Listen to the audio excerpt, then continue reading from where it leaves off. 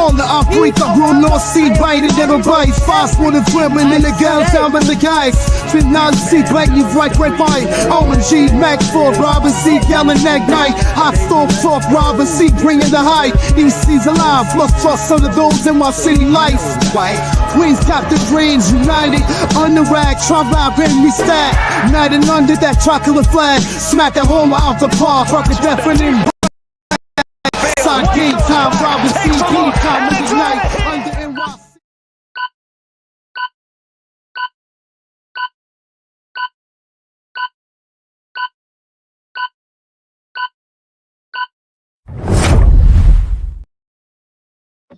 What's up, Mets fans? Welcome back to another Mets Hot Stove Live, episode 2 on both of our channels and on X. Hopefully, all of our Mets fans are enjoying themselves and enjoying their Sunday as we get to talk more about the New York Mets and the possibilities and the endless possibilities of the Mets offseason. And hopefully it's a very successful offseason, and we'll talk all about it. The topics will be on the side right over here. I also put down on the bottom Mets payroll, pre-arb, post-arb, and how much tax space is available before they really get into the tax penalties with their salary, with the overall salary. So we're going to get into that as well. But before we get into any of that, let's say hello to the man, Chris. How you doing, buddy?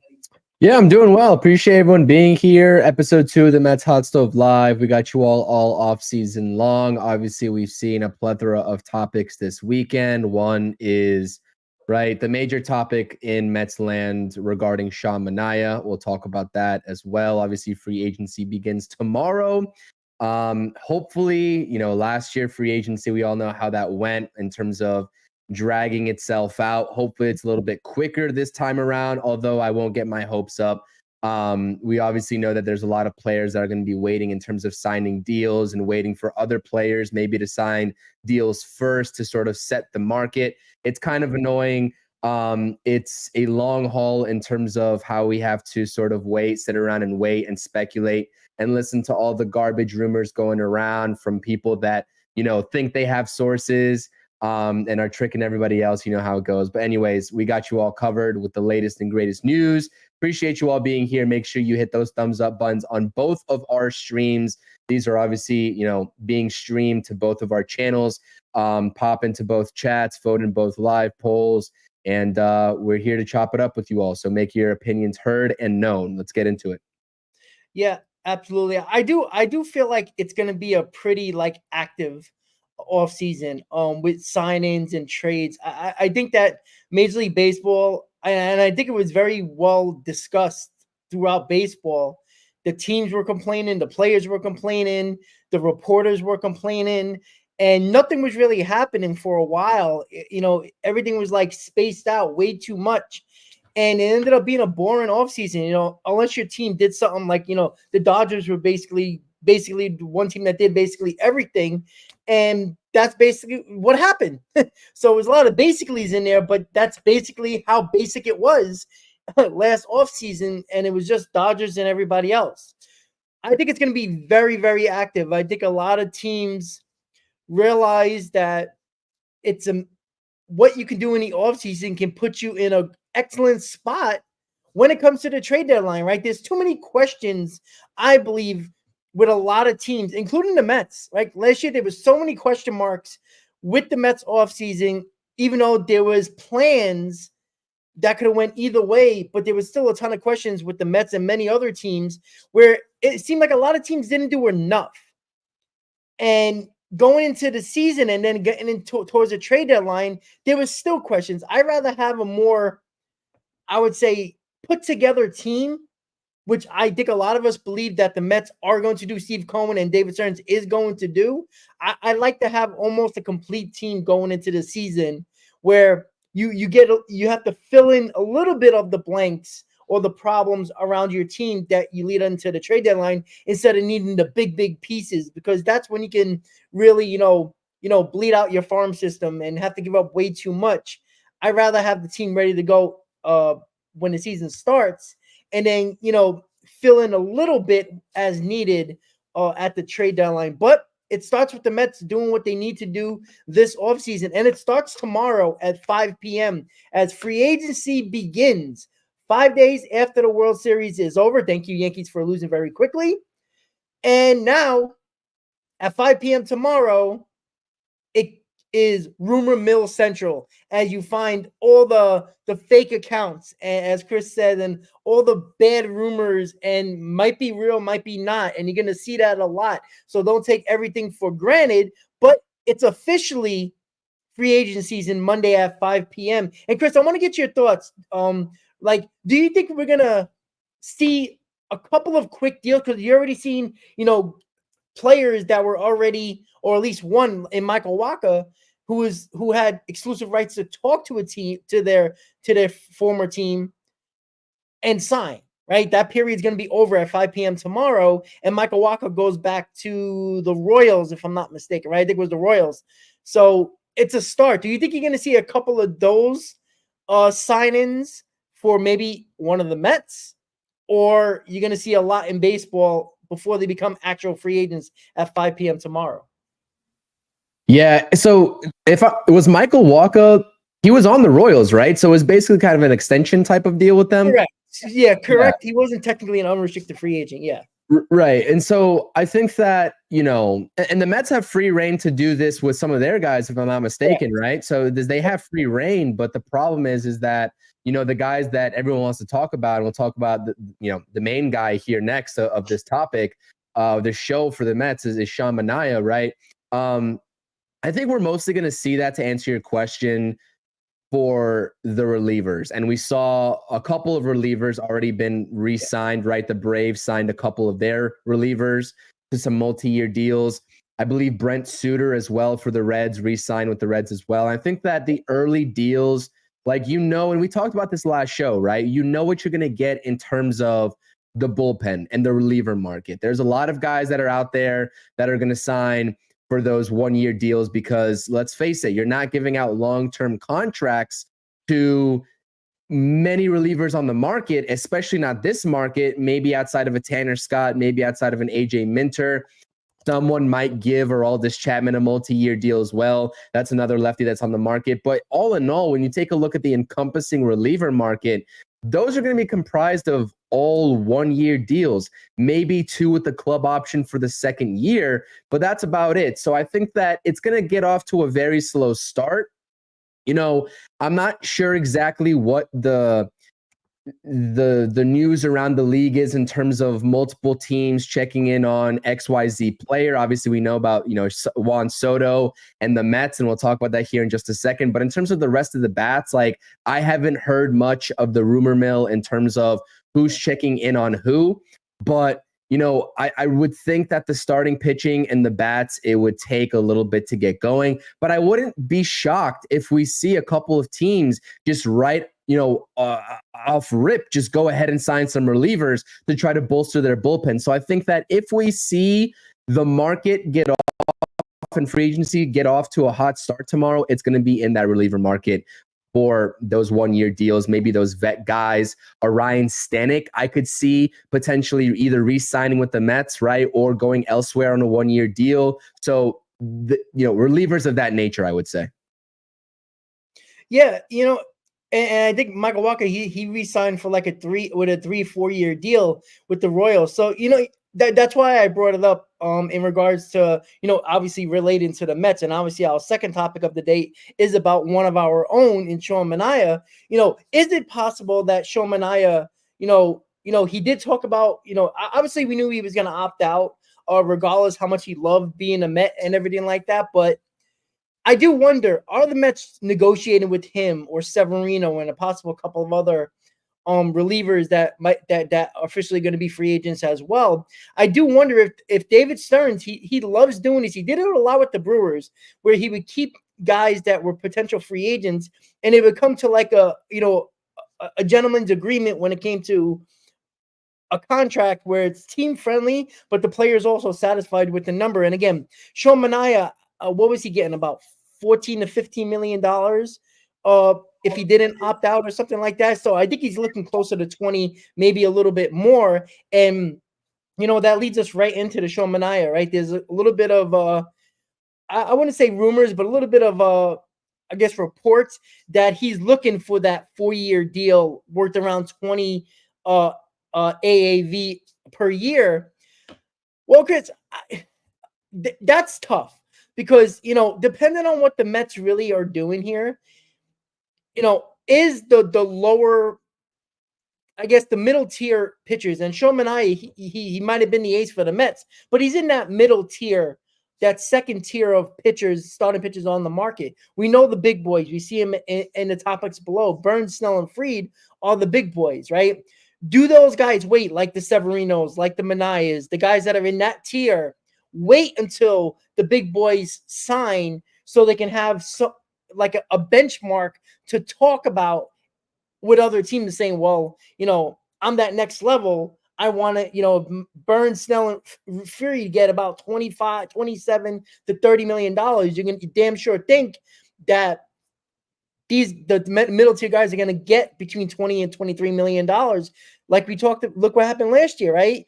Severino, who had a terrible season, got $13 million from the Mets.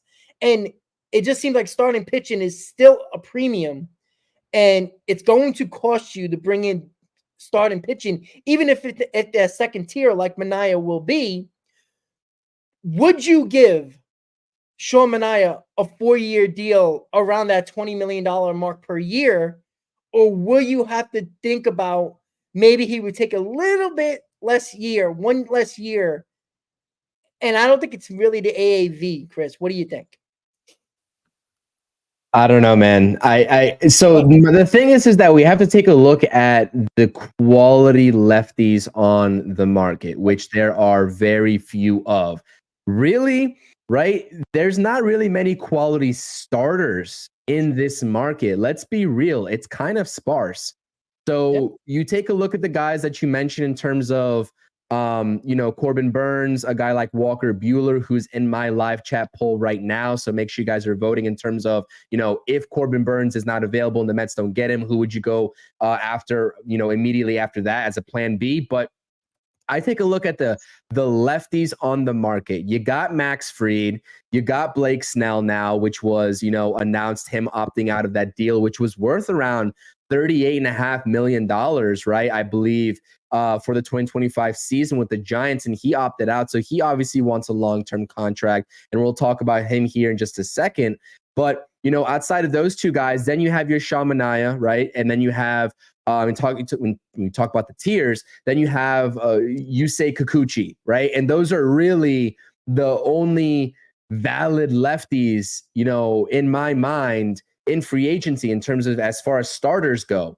So this could create a scenario, right? Maybe not with the bigger name teams, but I mean, the Mets are going to be in the mix. Obviously, they're a big name team, but right, let's talk about the Dodgers, and there's multiple reports of them wanting to retain a California guy. So there's, Max Fried, maybe. I'm making up hypotheticals, obviously, because obviously free agency starts tomorrow. But then you talk about, a guy like Blake Snell.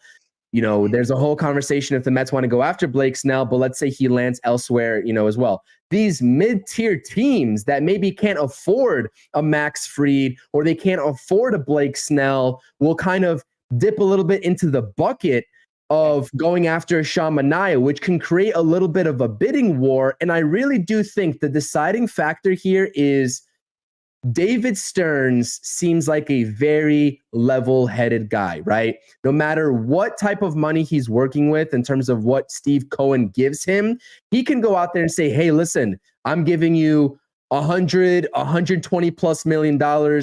You spend it accordingly. And we all think that, this might be a situation where he kind of goes above and beyond to retain his guy, right? And Sean Manaea that performed exceptionally well in 2024. But the type of president of baseball operations that he's been proven to be, right, and GM that he's proven to be over the course of his career so far, he's not going to overpay no matter who it is. Their value in his mind is what their value is. And that's why I created my poll in the community tab of my YouTube channel, asking you all as the viewers, right, as Mets fans, How much money for Sean Manaea is too much in your mind? David Stearns is going to have a figure. And if he's going to be competing with these other teams out there, he's going to have a cap and then he's going to go elsewhere, right? Because the Mets are still in the market for some of these other bigger names, right? I don't think Sean Manaea, with as good of a season as he's had, he's not in the same playing field as Blake Snell. He's not in the same playing field as Max Fried. Those guys are going to get premier top dollars, and the Mets presumably will be in on those guys as well. But in terms of retaining Sean Manaea's services, how much is too much? I really do think, Rob, and I hear you at the end of the day, he definitely enjoyed being a Met. He enjoyed being in New York. We know that because our guy, Hector from Washington Heights, met him in person, and he was kind of, tossing a baseball around with Sean Manaea. How crazy is that? And Sean Manaea told him and all those guys that were, at, I believe, Central Park that day, he loves being in New York, and he's still getting acclimated to the environment. So yes, there is a little bit of, he could take a team-friendlier deal, maybe shave a year off the contract. But at the end of the day, this league, right, whether it's baseball, basketball, football, whatever, it's a business. And there is a team out there, right, that is going to give and extend an offer to Sean Manaea for 4 years worth $20+ million. I firmly believe that. And it's up to David Stearns in this front office to determine and predetermine what Sean Manaea's value is. The value is different to everybody, and it's obviously subjective. But that's what I encourage in terms of thinking through this logically and objectively, and just not thinking, okay, well, this guy's going to take a team-friendly deal because he loves being a Met, or let's toss 25, 26, 27, 28 million dollars for the sake of retaining him because he was a great Met in 2024. There is a sweet spot that David Stearns has proven he's capable of and will hit for any free agent that's out there. So that's kind of my line of thinking. Yes, Rob, you are right. You know what? You might throw 22, 23, 24 million at him, and he might take 3 years instead of 4. Am I confident in banking on that? No. And I don't think David Stearns should be either. I really do think that the predetermined market value for Sean Manaea is 4 years. And I think it'll be very hard to get him off that and get, the agent off of those 4 years. Yeah, I think you have to be smart about this, right? We always talk about who is our ace, and Sean Manaea was our ace, but why was he our ace, right? Yes, he pitched extremely well, but there was no Senga the entire year. Luis Severino, who everybody thought would be the ace because of his stuff, basically, took a back seat to Sean Manaea a little bit. And the Mets didn't have a Corbin Burns, didn't have a Max Fried, a Blake Snell, or any other top ace in baseball. They didn't have that. So Sean Manaea, pitched extremely well, but you also have to be realistic as well and realize, is he worth that extra 4th year, right? And usually lefties, they sometimes they actually get, they figure things out and get better with age. And when it comes to lefties, so you might trust the lefty a little bit more. But I think that if David Stearns is realistic and most Met fans are realistic, Manaea is probably a number 3, probably best number 2, right? That's where he should be. Right? If you're willing to give him that 3 years, maybe he would say, all right, listen, let's get a mutual option on the 4th year. But again, this is a business. If somebody offers a guaranteed 4th year for similar money, he's probably going to go there. And, that's not the end of the world for the New York Mets here, right? You brought up Walker Buehler not too long ago. That's an option that you could probably get him on a 1-year deal because he's still in that prove it type of mode. He came back late in the season with the Dodgers, looked a lot better in the postseason. But the 2nd year after the Tommy John is really where you see the guy take the next step. And David Stearns is meticulous in his thought process with that, as he did with Severino, as he did with Manaea. And I think Walker Buehler is, I didn't think Walker Buehler would be an option for the New York Mets when the season was still going on, when a lot of people were talking about it. But now I think it is, because I don't think you need to give 3-4 year deals to a number 3 starter, a number 4 starter, a number 5 starter. I think you got to fill those up with 1-year deals if you don't have spots for those. And right now, David Peterson and Kodai Senga are your starting pitchers in this rotation. I do think David Stearns will go above and beyond, even though he will have a number in his head for one of those bigger guys that we see in the topics list. I don't think he's going to do that for a guy like Manaea or Severino. I think he's going to be firm with Severino and Manaea on a 3-year deal. I don't think he's going to go beyond that, because you got to see those guys as a number 3, occasionally a number 2 at best. And you don't give those guys multi-year deals often when they're not big time starters like a 1 or a number 2. And I do think there's a big possibility that you won't see Manaea or Severino in a Mets uniform in 2025, because there's other guys out there that are just as good, if not better, that you might get on a 1-year deal, like a Walker Buehler, or say a Kikuchi as your number 3 or number 4, something like that, where I think people can be looking at as well. And who knows, with trades as well, that, we didn't see the Adrian Hauser trade coming, even though that didn't work out for us. That can be a trade.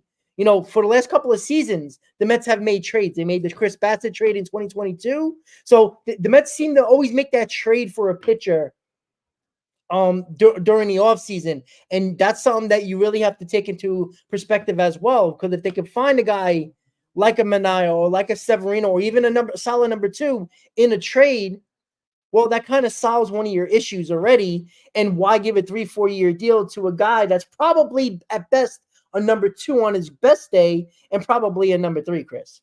So if you don't mind, if we segue this Manaea topic and into the Burns, Snell, Fried topic, and then talk about Soto afterward, because I think that what we're starting to see here with the way this rotation is set up, 100% agree with you that a trade for maybe one of those mid-level guys that you just mentioned, can you still hear me? I'm not sure if you can.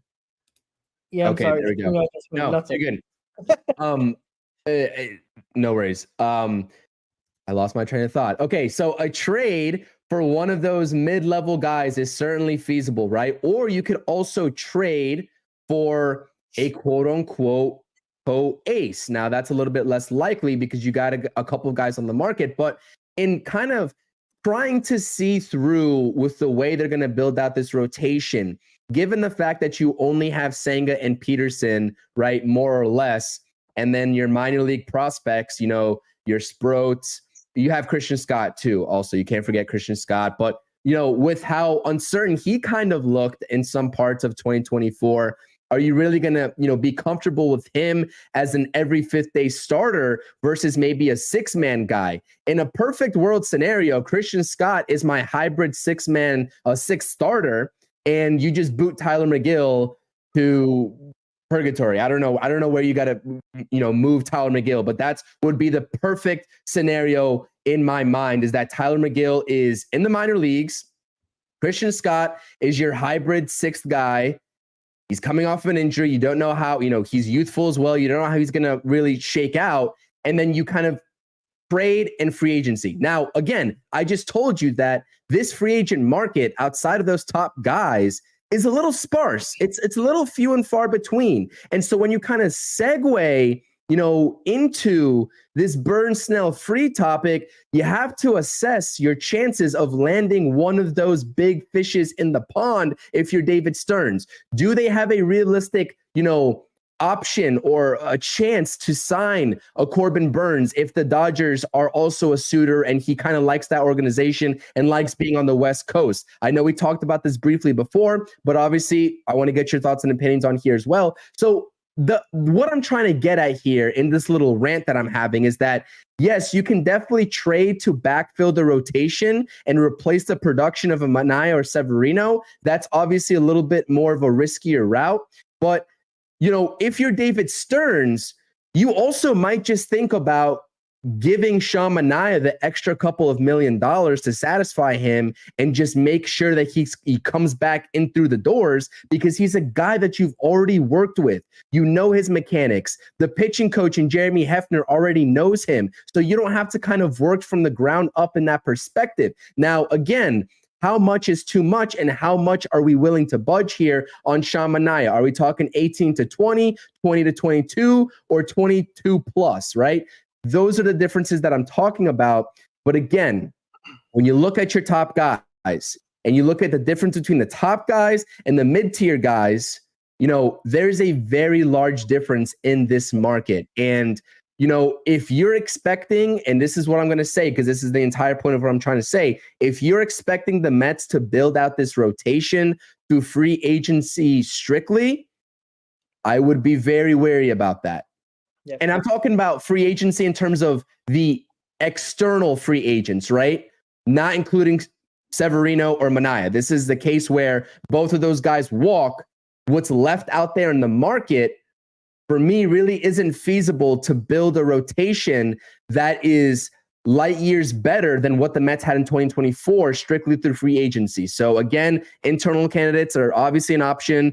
They're always a hit or miss, a shot in the dark. Obviously, you have the big fishes in the pond here, Burns, Snell, Fried, a risk to try to, rely on those types of pitchers to walk through the doors, given the situation around the league. But again, I think it might be in the Mets' best interest to expand just a little bit. I'm not saying to go ahead and get crazy with it, but if it's necessary to outbid a certain team and you have to expand a couple $1 million per year to retain said guy, this is more so for Sean Manaea than Luis Severino. I might just think about doing it.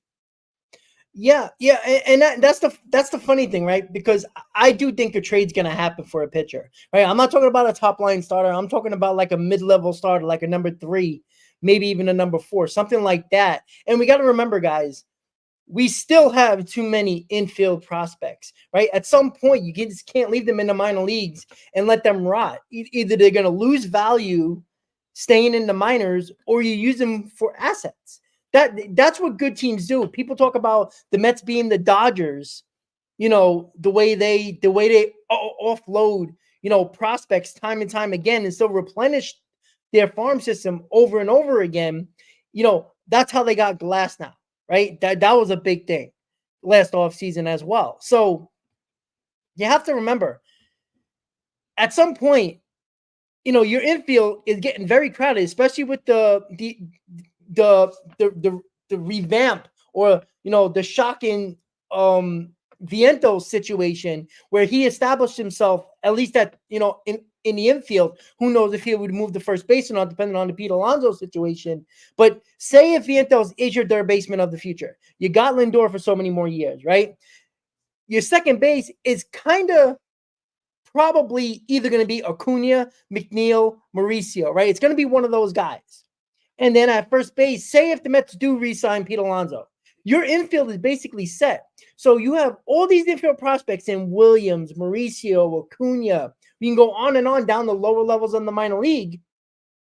You're going to have to start using those guys as potential pieces for other assets. Not just saying it for pitching, but in general.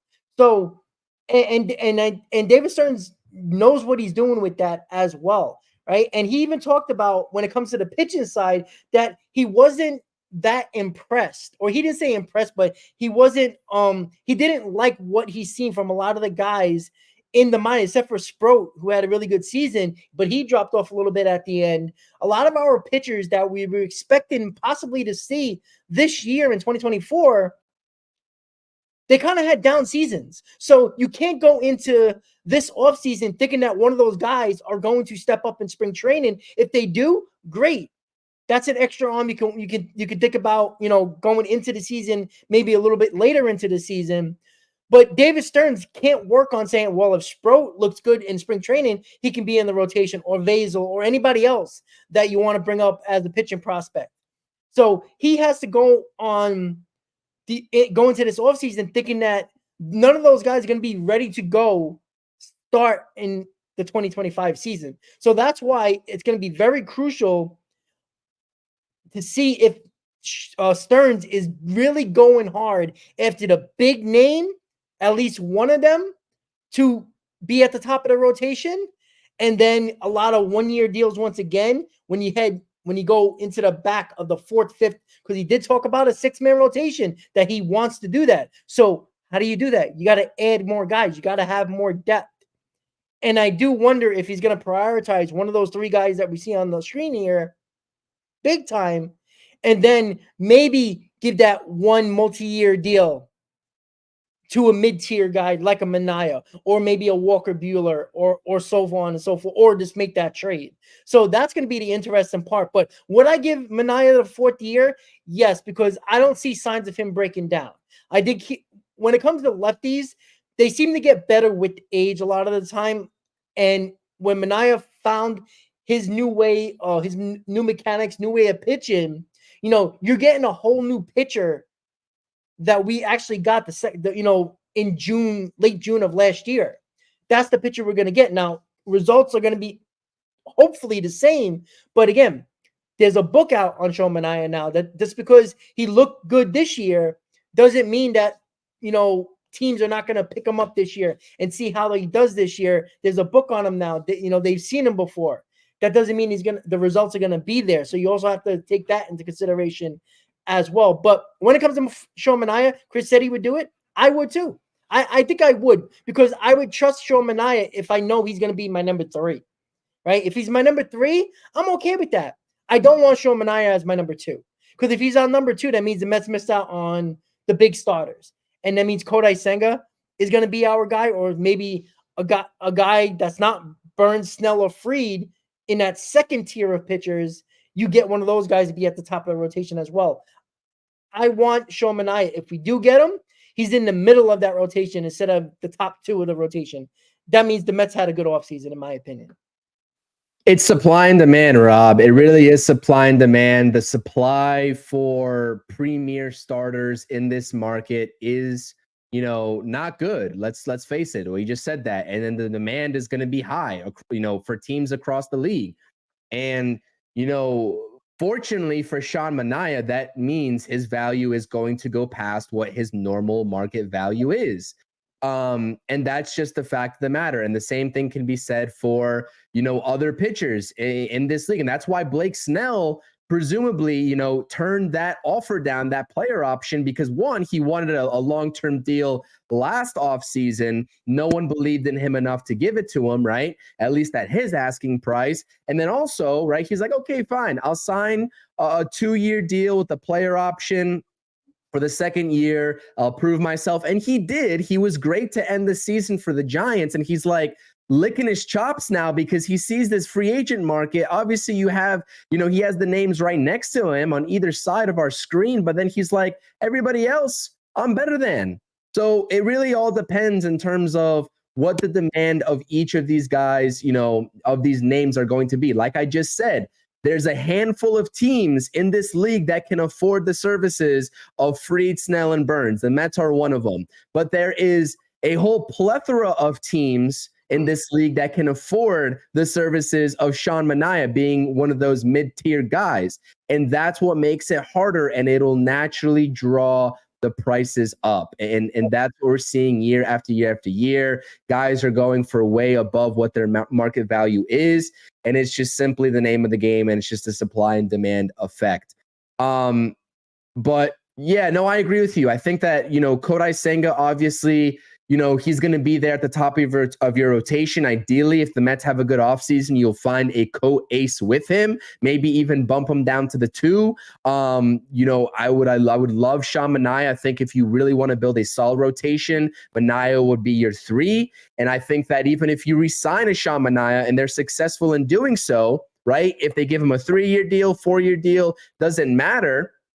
Hopefully it's around that $20 million mark. There's still going to be real players for one of these names here on your screen or a trade. Now, the trade market gets interesting. I see, Garrett Crochet's name talked about a lot. I see Alcantara, right?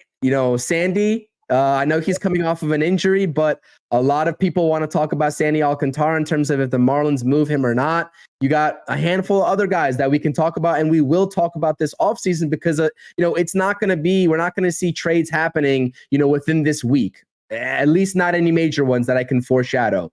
So I think that once the trade market gets going and it sets itself, and the teams that are going to be selling at this, we talk about selling at the trade deadline, the teams that are also going to be sellers in the offseason, they will establish themselves, and then it's going to be smooth sailing from there. But unfortunately, the job is easy for us to talk about. It's hard for David Stearns to actually go ahead and make those phone calls and negotiate. So we'll see exactly what happens. But again, the Mets have a lot of different avenues in terms of the routes that they can actually go. And that's the key thing to note here.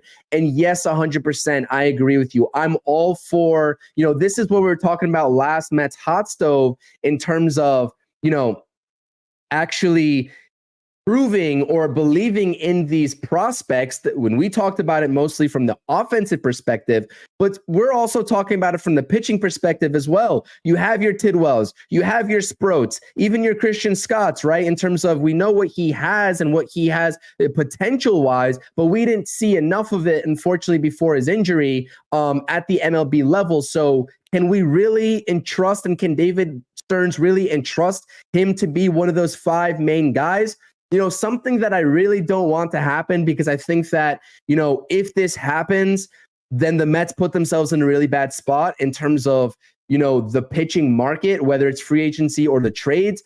But another name that we haven't talked about much, and I know that you were kind of a fan of him, and I know that a lot of people are speculating whether they want to bring him back or not as like a 5th type starter, is Jose Quintana, which would be a 1-year deal. If at the very minimum, right, all else fails, you need to fill out your rotation. Maybe you got your ace, right? Maybe they signed a guy like Max Fried or a Corbin Burns, right? But they kind of want to focus their attention elsewhere, and the trade market isn't presenting itself, and you need that 5th starter because you don't want to entrust in Tyler McGill.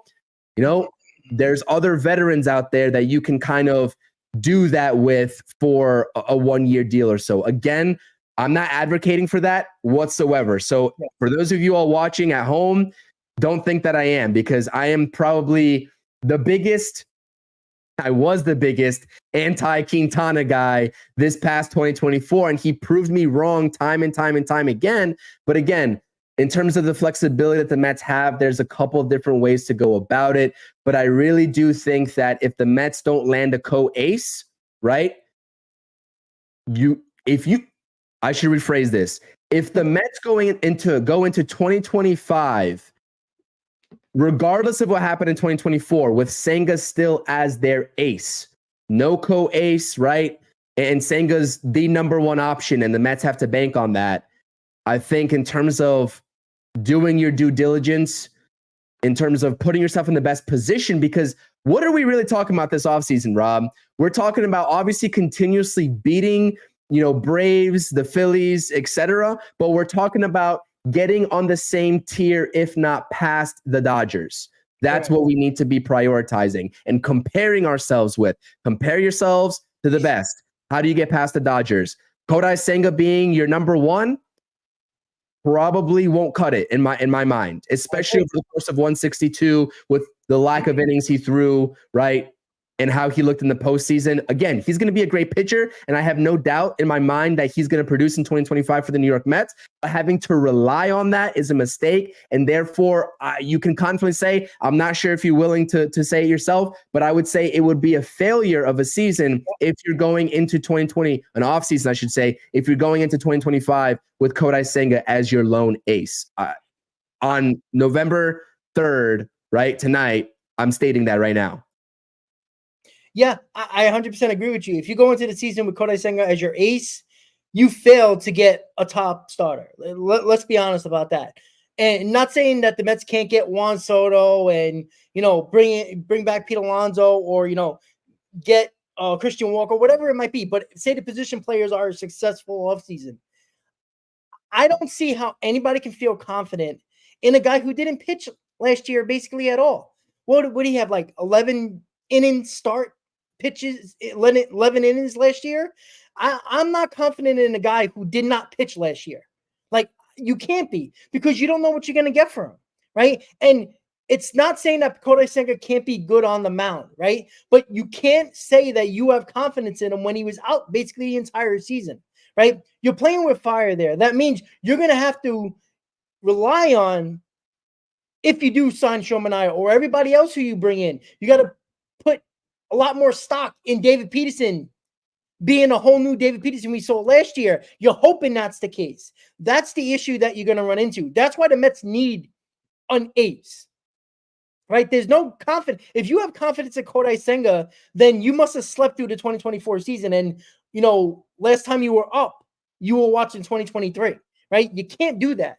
You got to be careful with that because you know what that sounds like to me again? 2016 New York Mets all over again, right? 2015 was supposed to be on that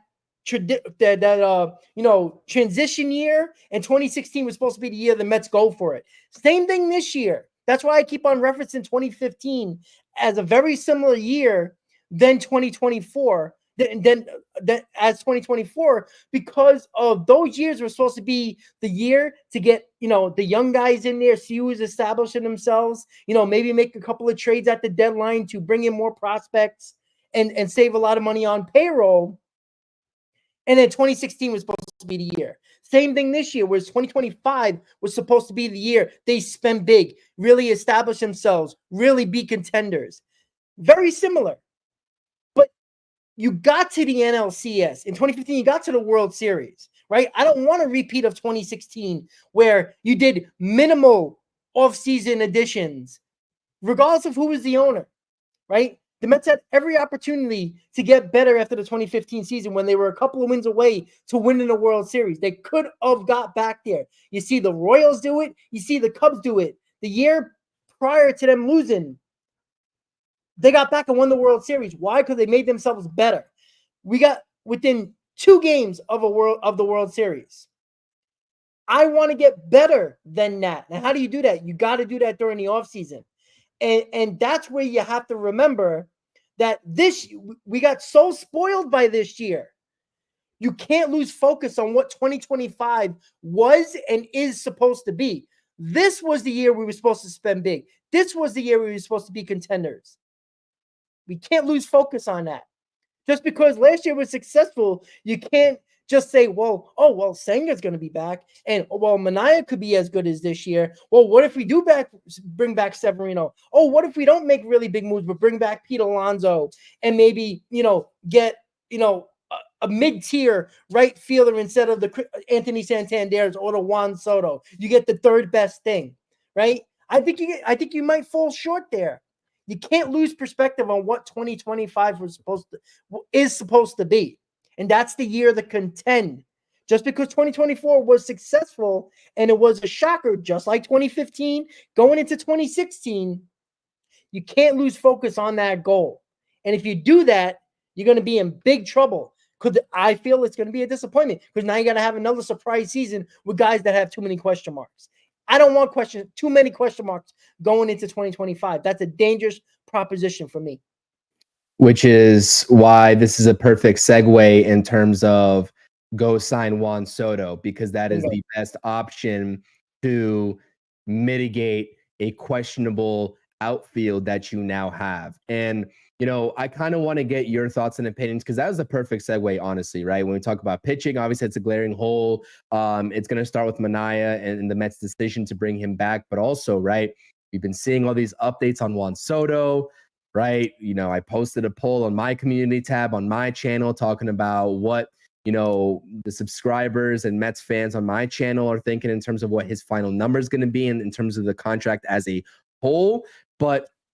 And we also saw some comments from Ron Darling saying that he's kind of skeptical in terms of, whether he would, allocate all those resources to a Juan Soto. And I'm just like, if the goal is to beat the Dodgers, right, and beat all the teams that the Mets were able to get past, leading up to the Dodgers series, why would you not allocate all of your resources to try to sign Juan Soto? Because even if you are successful, you are still going to have more resources, and signing Juan Soto is not going to handcuff you from going out and fulfilling a lot of other, holes that are on this team. It's just simply not. The president of baseball operations told you himself that the Mets have a lot of financial flexibility, right? He told you that, what was it, a week and a half ago now? So why are we scared to go out and spend the most money of every MLB team on Juan Soto? I get it, right? People don't believe in his defense. Okay. But when you take a look at the best possible lineup that the Mets can throw out there, Juan Soto's name is in it. Now, I will say, I will caveat this, right? I'll caveat this and say, if the Mets don't get Juan Soto, it does not mean they had an unsuccessful offseason, because there are a lot of other ways. The flip side can be true. Not handcuffing yourself, for $40, $50 million to one player obviously gives you more flexibility. That's an obvious, right? And you can still have a successful offseason, which was where my poll today that I posted was trying to get at. What your plan B option immediately would be. You can go out there and sign, or re-sign a Pete Alonso and then get a Teoscar Hernandez and an Anthony Santander and kind of spread your lineup out evenly. But you can also go out there, and I've said this time and time again, and I really do think it's feasible. You can go out there and get a Juan Soto, and you can still sign Pete Alonso if you want, or you can go out there and get Christian Walker, right? You don't have to handcuff yourself just because you go out there and give Juan Soto $40, $45, $50 million. It's just simply not the case. So I get the skepticism, especially from Ron Darling's, perspective. And he's not the only one. There's a lot of Mets fans that are kind of weary about giving this kind of money to Juan Soto. But it's like, when are we going to stop being scared to just go out there and spend big time? The Dodgers weren't scared. I'm not sure if the deferred money is something that Juan Soto would be interested in. You don't have to make it deferred if you really don't. If he really would turn that down, it would be nice to give you even more flexibility while signing, him. I'm not sure if Scott Boras is going to let that happen or not. I don't know how that works out. But again, why are we so scared? Can I just ask the general public that, like, as Mets fans, why are we scared and why are we skeptical? One of the best generational talents, right? Last year was Shohei Ohtani. He wanted to stay on the West Coast. He wanted to go to the Dodgers. Another guy that presents itself. Probably not on the same level as Shohei Ohtani, obviously, in terms of, having that capability of being a pitcher and a hitter in terms of however you want to assess their talent and whatever gap that there may be.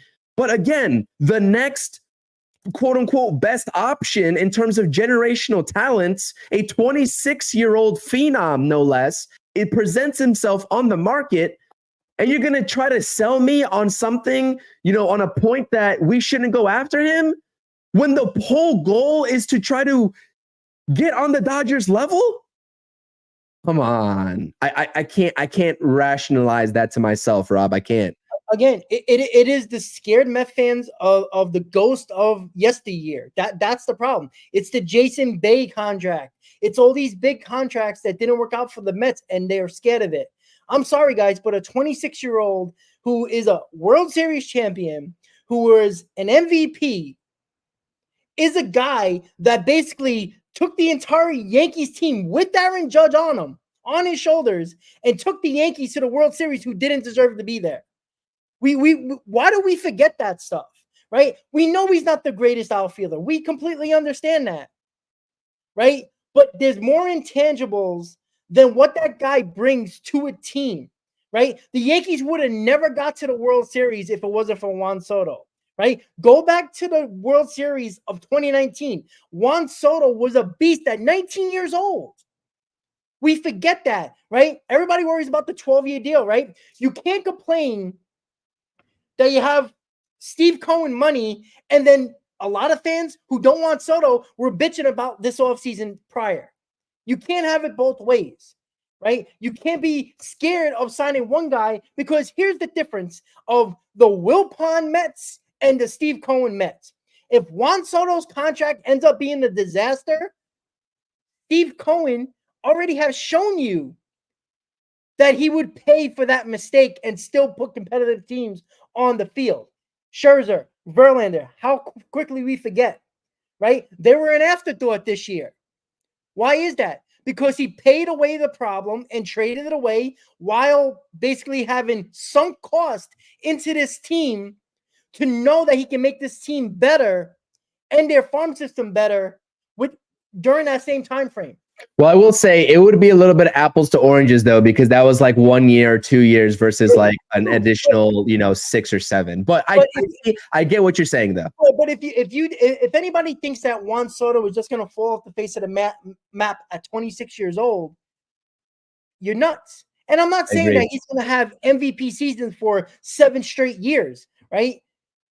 Guys take off when they're 29, 30, 31 years old. That's the prime years, right? You saw Bryce Harper, right, having outstanding seasons around that age, even not having quote-unquote MVP seasons, but is still one of the best players, if not the best player on the Phillies, right? I look at that where Harper was basically the same age as, by the way, on the same team, by the way, with the Nationals, right? Those guys, you saw, I'm putting Soto and Harper in the same category. Why is that? Because they were basically the same age when they came into the league and becoming free agents near around the same age.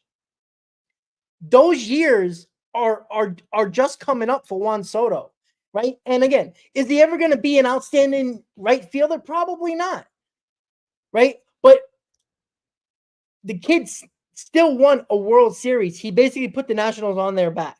He put the Yankees on their back. In 6 years in Major League Baseball, he's took 2 teams to the World Series, won one of them, and one team that didn't deserve to be there in the New York Yankees, he basically did it himself. He was basically their best player, right? When do we... I'm kind of confused in terms of what Ken is saying here, Rob. What has Harper won? What has Harper won? He's saying Harper's a winner. What has Harper won? Harper hasn't won, right? When Harper left, the Nationals won with Juan Soto, right? So Harper's not a winner. The Phillies have not won since they had him.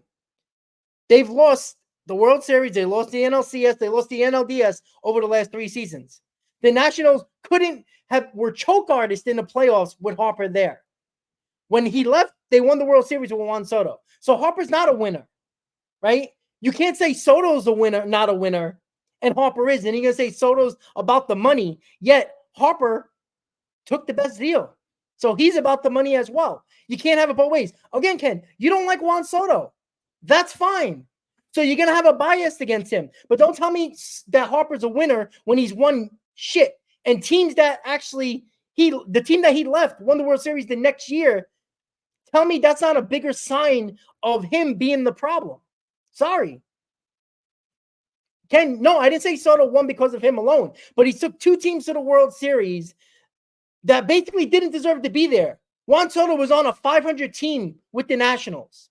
He became the MVP that season. He was the best player in baseball, rookie of the year. He was the best player in baseball and took that team to the World Series at 19 years old and won it. He was their best player, right? This year, the same thing. If the Yankees go on to win the World Series, it was probably Juan Soto being the MVP. That's how good he was. So again, you're so concerned about the number when you think Steve Cohen's just going to buy Juan Soto and then that's the team. That's it. No, right? Yes, it takes other guys, but this is the problem with Mets fans. This is why I continue to say that I think you guys want to be losers. I truly believe that because you bitch and moan that they don't spend money. This was the whole Wilpon era, that they don't spend money, they bitch and moan. And then when things go wrong, it was like, well, look, you see the Dodgers, you see the Phillies, you see the Braves, you see the Dodgers spend all this money and you never do it. And then they win World Series, they make the playoffs every year, and then you complain in the offseason that, oh, well, they didn't do enough. They should have done this at the deadline. They should have signed this guy. You should have signed that guy. Stop being afraid, because if you're going to continue to be afraid, you're never going to win, right? Steve Cohen has more than enough money to do what he needs to do other than Juan Soto. You got to stop. It's embarrassing. It really is embarrassing. You got to stop. Yeah, Ken, you see how players perform, but Soto was the guy that got the Yankees there, right? Aaron Judge dropped that ball. Garrett Cole didn't cover first base. Anthony Volpe didn't throw the ball to Jazz Chisholm's glove. They had a balk, right? There was a lot of things that went into that inning and that the whole series basically, right? It was Aaron Judge batting 180. you got to remember that, right? Juan That Soto. lineup was garbage, man. I'm sorry. That lineup was garbage. Outside of those two guys and even Aaron Judge, like you said, was a no-show in the playoffs. That lineup was pretty bad. Miley said Mets have the highest payroll. Again, you're looking at just payroll, but that payroll is not even on the team. And on top of that, again, you had the two of the top three payrolls in baseball. Somebody's gonna lose. Like we act like the highest teams the highest payrolls in baseball have been winning World Series left and right when that hasn't been the case. This was an anomaly this year. The two best teams and the two of the three highest payrolls in baseball made the World Series. That hasn't happened in a while, guys. So we got to remember that as well. And the Yankees payroll is way too high for a team that they throw out there. Jazz Chisholm out of position. Anthony Volpe not as good as everybody thought. Right? John Carlos Stanton is on his last leg. Right? You got to remember that, guys. To add on to that, Robert, if the Mets give Soto $50 million, they would be even with the 2025 Yankees payroll starting out. Let's just put that into perspective because a lot of money is coming off the books. I know we're talking about 2024 and the Mets having a $317 million payroll. 85 million of that 317 million was tied up in dead money in terms of guys that weren't on the team. But I'm talking about 2025 strictly because this is the offseason as we're heading into 2025. You see here the numbers of the Mets payroll right on your screen. The white text right there that Rob put for you all as the viewers to look at, right? If the Mets hand Soto a big contract, they will match the payroll that the Yankees have allocated and tied up right now going into 2025. Just food for thought there. And here's the difference, as you just brought that up, right? If the Yankees get Juan Soto, their offseason is done. Basically, yes. If the Mets get Juan Soto, their offseason is just starting. That's what people forget, right? They had their owner say that a $300 million is not sustainable when the guy across town basically had that ever since he became owner. We have to remember that as well. So the Mets offseason doesn't end or die with Juan Soto, right? You can claim, and Yankee fans might shy away from this, but if they don't get Juan Soto, they're very much in trouble. That's a fact. That's why when people talk about, and this is not me and Chris saying that Juan Soto is make or break in the Mets offseason, because that's not true. The Mets can go in other routes. You know why? Because the Mets have Lindor, who should really be the MVP, right? The Mets have a star in the making at third base in Mark Vientos, right? They still do have Brandon Nimmo in left field. They have a young catcher that we believe is going to be a superstar in this league in Francisco Alvarez. So there's not a lot of positions that they have holes where you say, well, oh boy, because all the Yankees have is Aaron Judge. And that's a guy who doesn't perform in the postseason. And the Yankee fans are this close to booing him every time on opening day because of his postseason. So we haven't even talked about the Garrett Cole situation, and we won't go down that rabbit hole either. But they've got a lot to figure out this offseason. It's anything but a certainty for them. And Ken says Mets' top priority is bullpen. No, it's not. It is a priority, but if you're going to put the Mets bullpen at the top of the list, then you're already going into the season, with a negative attitude. Because the bullpen, even though the bullpen was, remember, the bullpen didn't get the Mets anywhere this year, right? It was the starting pitching, and it was offensive performances that we weren't expecting to get that helped us put us over the top here. Like, let's remember that, right? And by the way, the Yankees and the Dodgers had two of the best bullpens in the postseason, right? And look what happened, right? It wasn't the bullpen that basically took over the game, the series. It was the Dodgers starting pitching and the offense. That's what it was.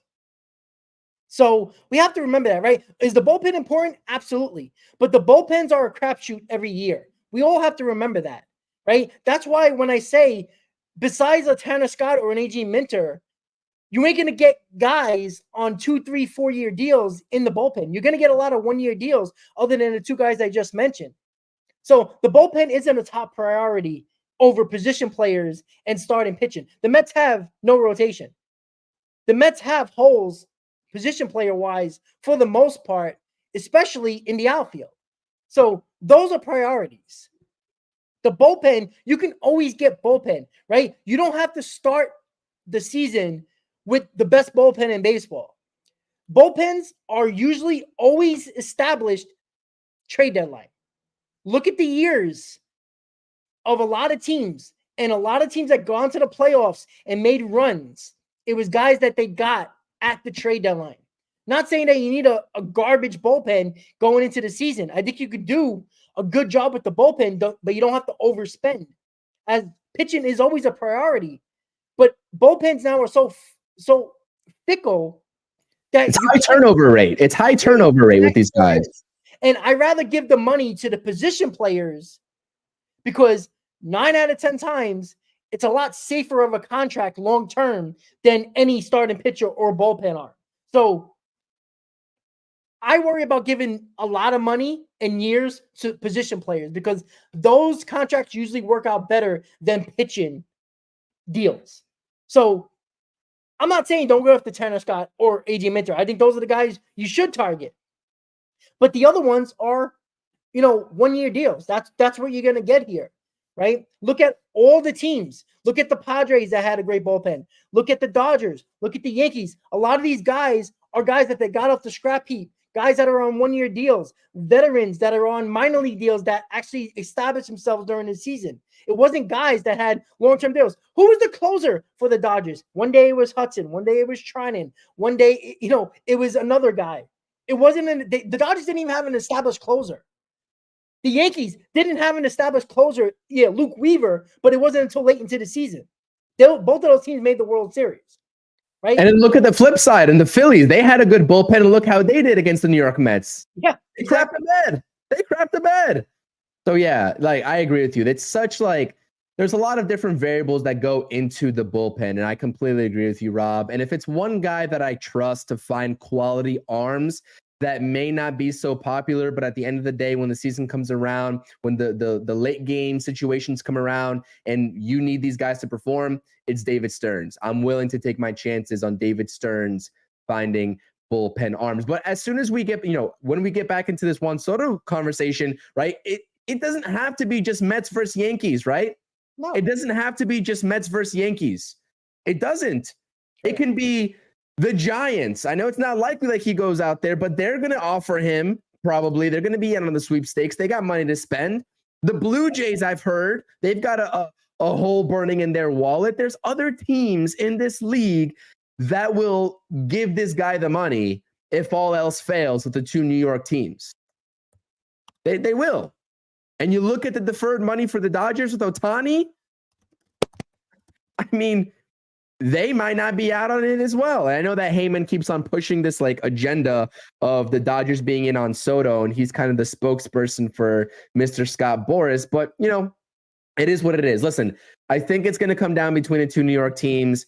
But again, other teams are going to be in on him, and they are going to at least offer a contract. So it is Mets versus Yankees, but it doesn't just have to be in terms of our conversations. But I'll say, again, the main point here is that the Mets obviously have done their due diligence in terms of checking in on him. Obviously, no money being talked about yet, but you know what I mean?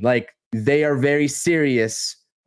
And there's been rumblings that, Steve Cohen, I really do think Steve Cohen, this is not the guy that he wants to let get away. And I think that if you have that mentality as the owner of your organization, of the organization that we root for, we're in good hands. Again, it doesn't have to be a situation where Juan Soto walks elsewhere. The Mets don't get Juan Soto. Oh, it's automatically a failure of an offseason. It could still be successful. It would just dampen my mood a little bit. I'm not going to lie to you. It would dampen the mood. Yeah, absolutely. Listen, Juan Soto's target number one for Steve Cohen. Once Yamamoto was priority number one for Steve Cohen. He did everything he can to get Yamamoto. Yamamoto just drove up the price where the Dodgers got a little nervous and they matched and they never went back to Steve Cohen. Steve Cohen wanted Yamamoto. And if Steve Cohen did what he did for Yamamoto going to Japan multiple times, meeting his family, given the highest offer that the Dodgers matched, but then Yamamoto never went back to the Mets, right? If Steve Cohen did that much homework and that much energy in Yamamoto, what do you think he's going to do with Juan Soto when we already know it's been established, not just by reporters, but just internal people of the New York Mets talking about Steve Cohen wants Juan Soto? What do you think he's going to do for Juan Soto? He's going to wine, dine him again throughout this offseason. Steve Cohen and I forgot who said, I think it was Kevin, who's a Dodger fan, said that the Dodgers are only going to try to drive up the price for Juan Soto. I don't think they're going to get him. Yeah, I agree with that, right? You want to drive up the price so it makes it harder for other teams, specifically in the National League, to get him. But that favors the Mets, right? Drive up the price. Because I don't think he's going to the Dodgers. I think Juan Soto is an East Coast guy. He wants to be on the East Coast. He was not happy with the Padres. He even spoke about it. He wants to be on the East Coast. So you would think the Phillies might be in on him, the Mets, the Yankees, maybe another, Toronto, right? I think he's going to be on the East Coast. So the West Coast, I don't think it's happening for Juan Soto unless they give him $1 billion. And that's probably not going to happen. So, and we also have to remember, overall, the offseason is not a disappointment if Juan Soto is not a New York Met. The Mets can still be really good to get really good players. And that leads us to the rapid fire segment, right? Burns, Snell, and Fried, right? I think if you want to put it, Chris, I'll give you the first rapid fire question. And this rapid fire segment, guys, is just throwing out names and saying yay and nay for the Mets to go after or even sign, right? Let's start with that topic right there. Burns, Snell, Fried. If you have to rank them, what would you rank them as the Mets' number one target? Obviously, it depends on the amount of years on each of the contracts. I think that if I had a choice, I'd go Burns, Fried, Snell. That's how I would rank them. And I get that, Fried dealt with an injury recently, but let's not forget over the course of the last 4 seasons, he's also pitched 160 plus innings in 3 of the last 4 seasons. So I think his track record is proven.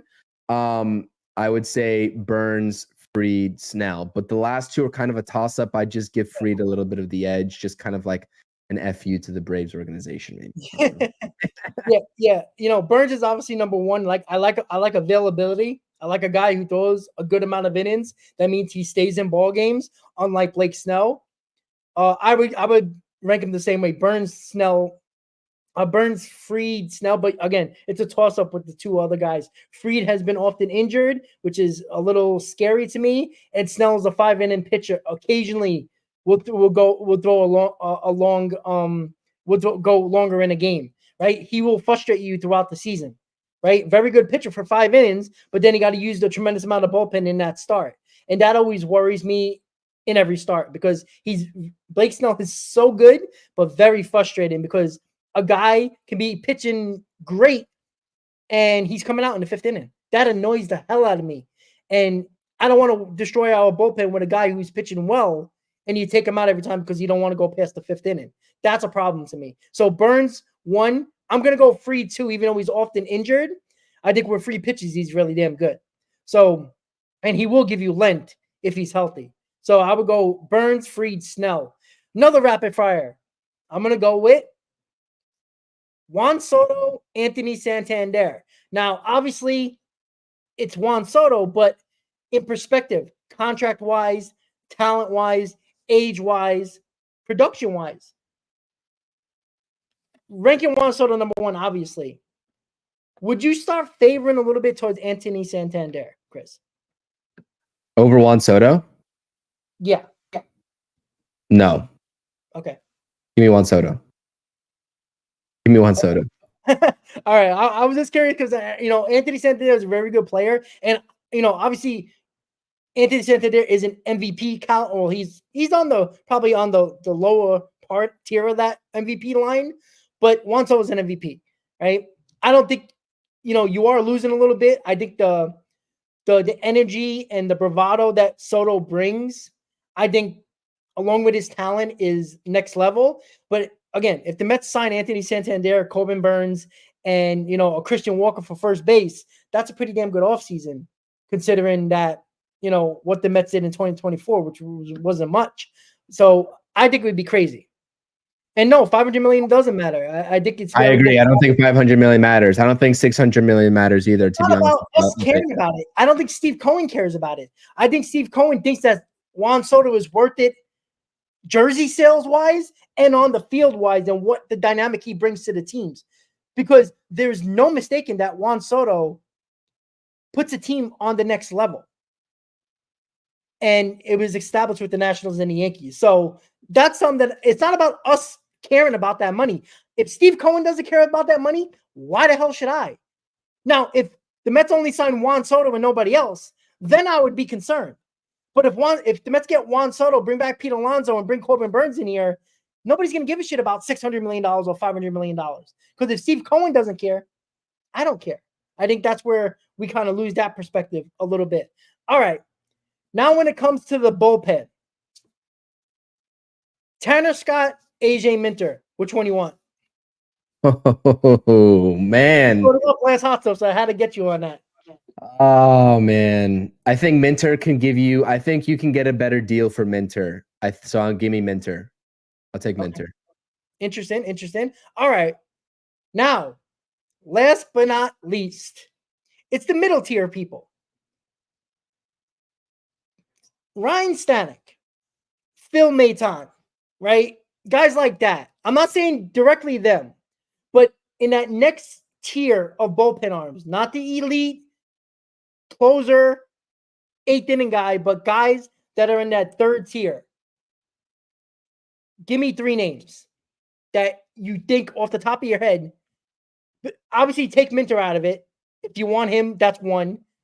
Who is the other 2 guys you want in this bullpen to have that bridge to Diaz? Final question. Are you talking about like free agents or guys that are already in this bullpen? Whatever you want. I mean, Stanek, I'd definitely re-sign him. I think I said that in one of my live streams as well a couple of days ago. I'd definitely re-sign Stanek. I think he's going to take $2.5 million, maybe around there for 1 year. I would re-sign him. That's a hard question, Rob. Bridge guys. I mean, I like the bullpen with what we got right now in terms of what we have as a core. If that's what you're kind of asking me, I'd have to take a look at the free agent list for those mid-tier guys or lower tier guys to bring in. But I like your core of obviously Diaz. If you bring Ryan Stanek back, I'm confident. I like Reed Garrett. I like Jose Butto. So like I like what we're cooking with here. Maybe you want to provide. So my backfire to that is that if I'm bringing Ryan Stanek back, is he going to open up 2025 as my 8th inning guy? What do you think on that? Or do you think that there's an opportunity to sort of shift it around, maybe give Reed Garrett that title instead? What do you think? I like the Ryan Stanek. I think either Minter or Scott is a must, one of those guys. So if you bring back, if you get Stanek and one of those 2 lefties and add another, I say quality arm, I'm okay with that. I think you got to be satisfied with that bullpen because I think Buto's going to have a really good season. I think he's established himself in the bullpen, even though he broke down at the end. I think it was just the innings that caught up to him, right? I do like that. If you get Stanek, Buto, Diaz, and say, let's go with AJ Minter, right? You got that big time lefty.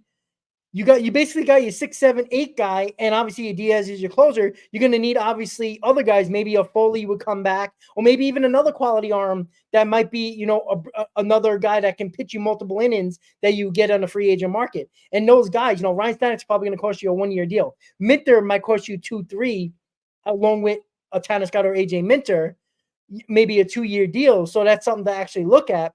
But I'm okay with what you just said. I think we'll be fine at getting those 2 guys and another quality bullpen on with that, along with what you already have. Question for you, I guess, if we're doing this rapid fire, 2 names that were already Mets, right? Technically, in the year of 2024, they either need a new contract or they need a new contract. Bullpen pieces: Drew Smith, Brooks Raley. I'm probably leaning towards Brooks Raley more because I think with that funky lefty, right? We don't know if he's gonna throw. He didn't really throw hard, very, very hard as a lefty when he was healthy. So coming off the injury, do I think he will be throwing as hard? Even if he's throwing a little bit less, I think he's a pitcher, right? He's not a thrower. I think Drew Smith is a thrower, even though he showed a little bit of signs of finally becoming a pitcher. I feel more confident because I think Drew Smith and Raley is probably going to get a 1-year deal. I think the safest bet is Raley because now you got that extra lefty in there. If you do get a Minter or a Scott, I'm on board with Raley because I think he could still be a very solid lefty out of the bullpen, even if his stuff is a little bit diminished, because I think Raley actually goes on the mound actually being a pitcher and trying to get guys out, not just by throwing a baseball or aiming a baseball. He becomes a pitcher on the mound. Drew Smith, I don't trust enough. And I'd rather go with Raley over Drew Smith. Yeah, I agree. I think Raley would be a great addition to have back. It just depends in terms of like what lefty you want. There's a plethora of lefties. There's like 4 different lefties that are on the free agency market, right? Tanner Scott, AJ Minter, Aroldis Chapman. There's one more that's pretty notable out there, and I'm forgetting his name. I don't have the list right in front of me, and I apologize about that. But like, people are saying in the chat here, David Robertson, 1-year deal. I know he's like ancient. He's like 39 years old or something like that, whatever. He pitched to the tune of a 3 ERA flat last year, right, for the Rangers. So I would kind of welcome that back too. Again, you're not tossing egregious money at these guys, but 1-year deals, right? Low risk, higher reward. I mean, sign me up. I'm sorry. I'm signing myself up for that all day long, to be honest with you. And Clay Holmes is another one that you have the stuff that's there with Clay Holmes. And again, adding on to the uncertainties surrounding the Yankees in terms of retaining Juan Soto, Garrett Cole, that whole fiasco that's going on, which I still don't even know what the whole Garrett Cole situation is. I know that he opted out, but that they have an opportunity to re-sign him or something like that. Like, they have until midnight tonight to add that extra year to keep the Yankees can basically block his opt-out if they add the extra year of $36 million and add in a 5th year to the 4-year deal. But what's weird, it's almost 11 o'clock or almost 10 o'clock, and they still haven't done that yet. And they got until midnight. So I'm a little skeptical of what the hell's going on here. And this is me continue to talk to Yankee fans and saying, I think Hal Steinbrenner is shedding payroll, guys. I don't think he wants to have a huge payroll again.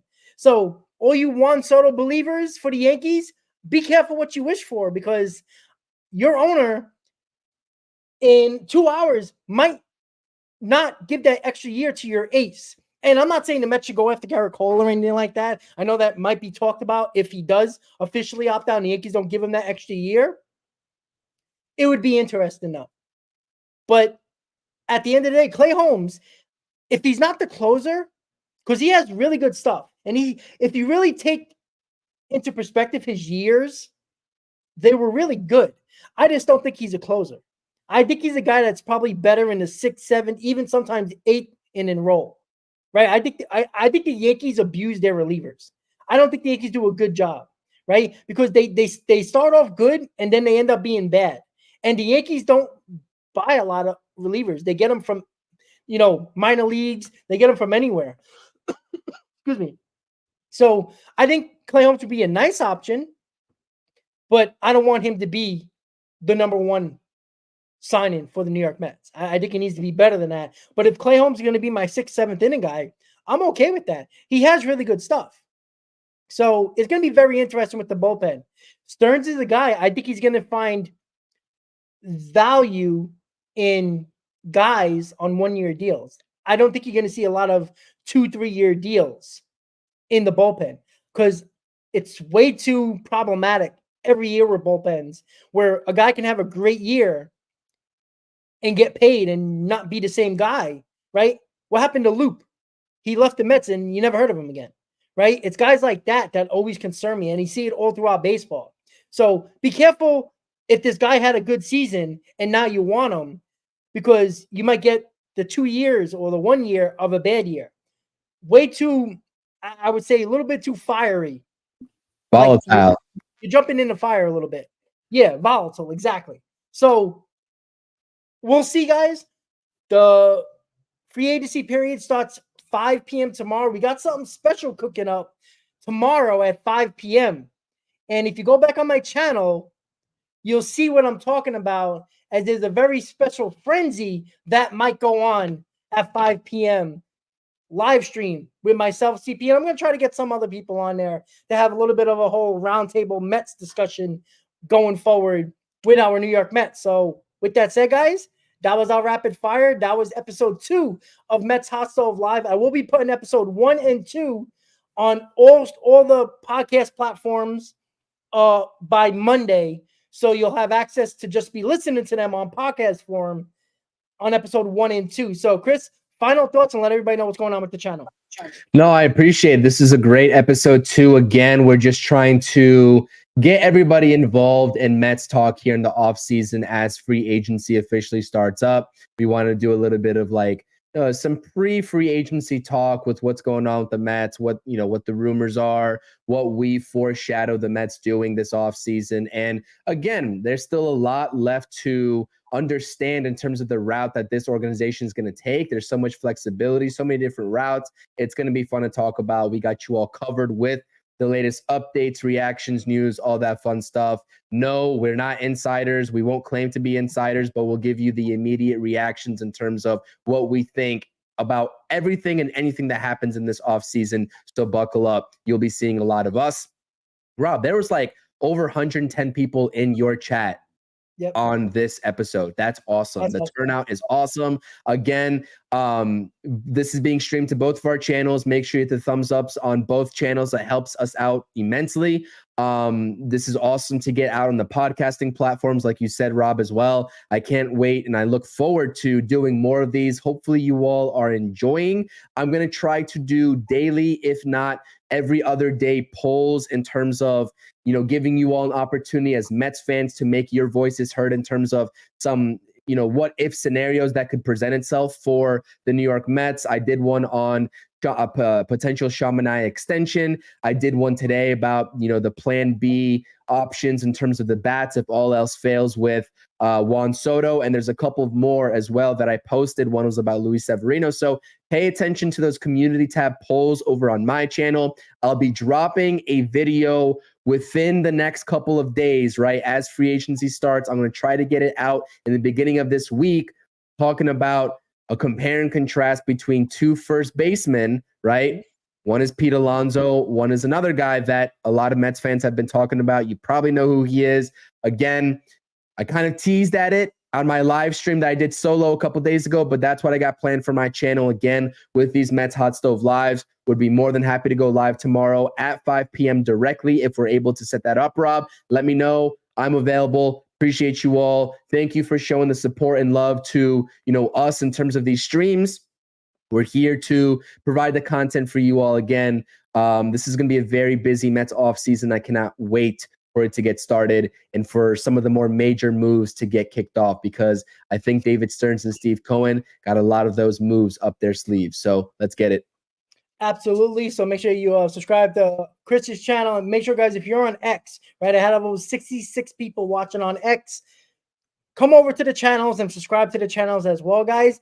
And I'll be posting tomorrow a video of my prediction of the top 25 free agents. I have to edit it again because a few guys took the opted in and also signed contracts. So I got to fix that up a little bit, even though I had the video ready to go. Now I got to fix it again. So, but tomorrow, probably before a special stream at 5 p.m. tomorrow, I'll be posting a top 25 prediction video for the top 25 free agents based on the MLB website.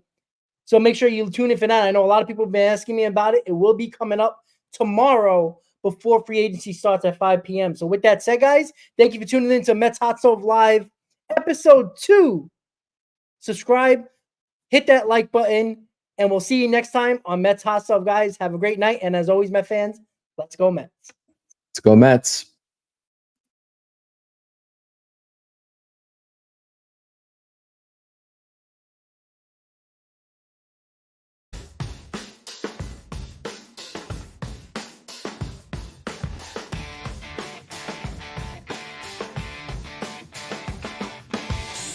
lights in the dead of night, full of echo. Concrete jungle, dreams bust to grow. Mets in the air, chase glory, no fear. Broken backs, but hearts steer clear. OMG, the chaos, what a scene. Streets buzzing like a machine. Grimace from the shadows, chills on my spine. Past haunts, the future shine.